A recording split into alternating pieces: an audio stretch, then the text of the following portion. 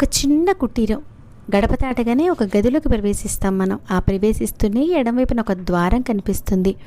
ఈ ద్వారబంధం వెనుక కూర్చొని అమ్మ దర్శనమిచ్చేవారట. అమ్మ నివసించే గది అతి చిన్నది. 6 అడుగుల పొడవు, 2 అడుగుల వెడల్పు ఉంటుంది. గాలి వెలుతురు రాని ఆ చిన్న గదిలో తలుపులు వేసేసుకొని చెక్క పలకల మీద పడుకునేవారు అమ్మ. అమ్మకు ఎంత ఇరుకుగా ఉంటే అంత ఇష్టమట. ముందు గది సుమారు 6 అడుగుల పొడవు, 6 అడుగుల వెడల్పు కలిగి చతురస్రాకారంలో ఉంటుంది. ఆ గదిలోని ప్రతి మట్టి కణము అమ్మ పాదస్పర్శతో, దేహస్పర్శతో పునీతమై చెప్పలేనంత ఆధ్యాత్మిక శక్తిని తనలో నిక్షిప్తం చేసుకొని ఉంటుంది. ఇంతకీ ఎవరి అమ్మ? అమ్మ తల్లిదండ్రులు ఎవరు? పుట్టుపురోత్రాలేంటి? కులగోత్రాలేంటి అనేవి మన ప్రశ్నలు.